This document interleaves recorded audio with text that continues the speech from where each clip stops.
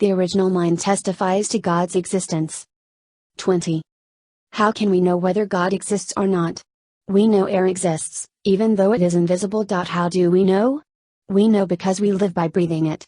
Does the air have any taste? It has no taste and it is invisible. Still, we know without a doubt that air exists. Similarly, we have a mind.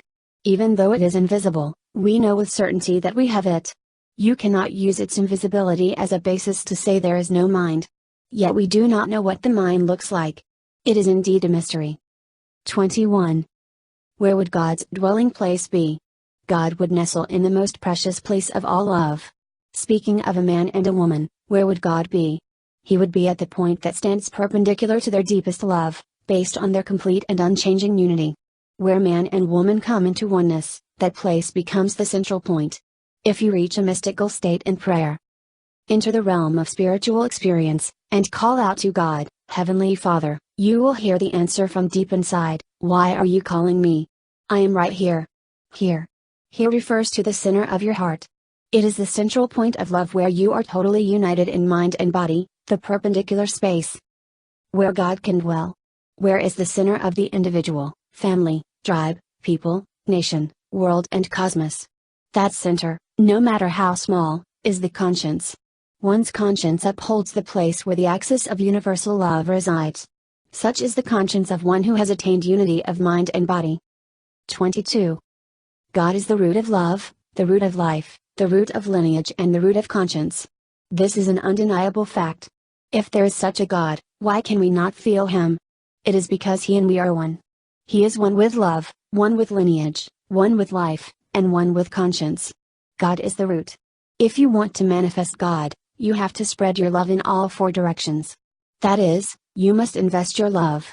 If you sacrifice everything, even your life and love, and return to the 0 point, then God will take ownership. At the 0 point, centered on God, everything connects horizontally. As a result of the fall, this vertical aspect was suppressed. However, once you enable the horizontal connection, God becomes the Lord of your conscience. 23. Try as hard as you may, you will never disprove that each person has a conscience. No one can deny having one. Fallen people generally did not know whether God exists or not. However, God does exist. He is the Creator and we are His creation. If this is so, we must have some part that functions to unite us with our Creator based upon a shared purpose.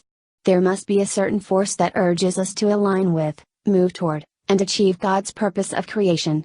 Without such a force, human beings could not have come to exist. Since God is the absolute being, there must be a primary foundation upon which He and His creation can come into contact, an initial base upon which the two can unite. Therefore, God had to create human beings with something that functions within them to drive them toward their intended purpose and goals. Without that, there is nowhere that both God and human beings can be happy. 24. The standard according to which God, the absolute being, created human beings could not be different from the standard He expected us to pursue as created beings. God and we human beings can be happy only when we share a single standard. Within us there must be a function that drives us to seek the absolute God. Without such a function, we would not be able to reach Him. There must be a force to stimulate us and push us forward. That force is the conscience, which we cannot ignore. The conscience wants to elevate us, so it urges us, become better. Do better. We cannot deny this force. The conscience never urges us to be worse, it always pushes us to go higher, to be better tomorrow than today, to be better the next day than tomorrow, to be better next year than this year. The conscience is the force that urges us to become a better, more valuable individual. 25. The human conscience is always in the position of the object partner rather than the subject partner. There is always a subject partner, even though we may not know who or what it is, that spurs us to take action according to certain principles. The subject partner and object partner work not to harm each other, but with the hope of common benefit and betterment. The conscience always works to lead us toward something better, bigger, more valuable and more universal. Therefore we can conclude that the conscience does not function on its own, it integrates the shared purposes of the subject and object partners. 26. The subject partner and object partner interact based on the conscience. It is a heavenly law and principle that the conscience cannot work without a subject partner. When we see that our conscience is working constantly in pursuit of something higher, we can conclude that there is a subject partner on a higher dimension. We cannot deny the existence of the subject partner of our conscience, whom we call God. God absolutely exists. If you say God absolutely does not exist, you have to deny the functioning of the conscience.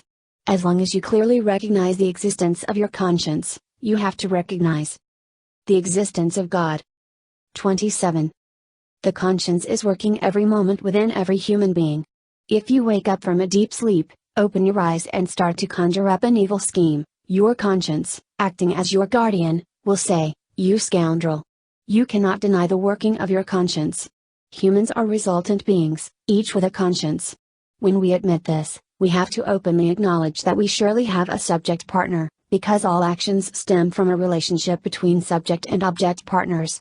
The conscience always urges us upward toward higher things and never urges us to go downward.